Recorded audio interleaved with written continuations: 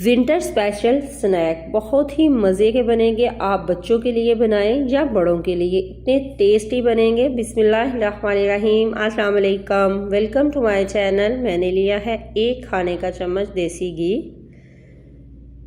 देसी घी लिया है 1 खाने का चम्मच। और अब इसमें डालूंगी मैं बादाम मैंने 1 प्याली लिए हैं।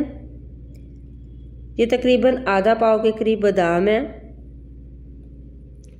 ये मैं करूँगी रोस्ट।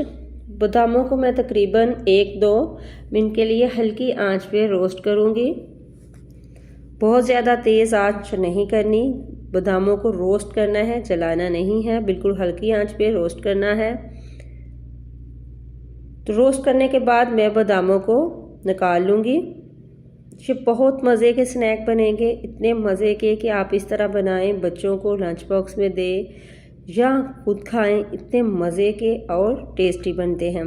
अब मैंने जी लिया है गुड़ मैंने लिया है तकरीबन प्याली का जो 1 हिस्सा होता है। 4 हिस्से बादाम थे और 1 हिस्सा मैंने गुड़ का लिया है। तो जी इसको मैंने वो जो घी थोड़ा सा था उसी में मेल्ट करूँगी। मैं ना इसमें पानी डालूँगी और ना कुछ और डालूँगी।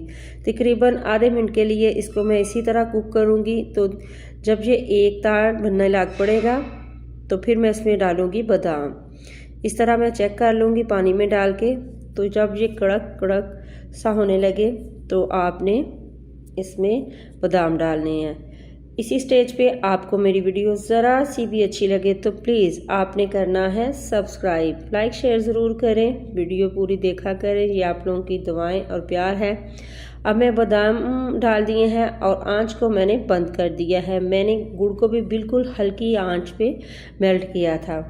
और ये बहुत टेस्टी, बहुत ही मज़े के ये जो स्नैक बने हैं, बादाम के ऊपर मैंने ये जो गुड़ जो लगाया है, बहुत ही मज़े के लगेंगे और बहुत ही क्रिस्पी।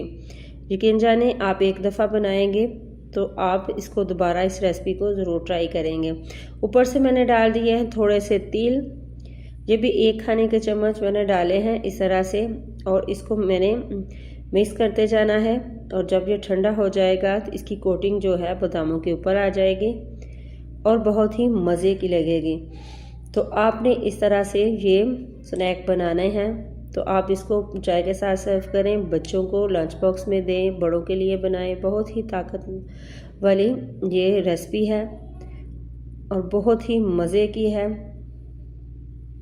तो अब मैंने इसको बटर पेपर पर इस तरह फैला दिया है। जब ये ठंडे होंगे तो आप किसी भी जार, किसी भी बर्तन में मैं बांट दूँगी। तो जब दिल चाहे आप इसको निकालें और खाएं। ये बहुत ही क्रिस्पी और बहुत ही मज़े के बने हैं। दुआ में रखिएगा याद। अल्लाह हाफिज़।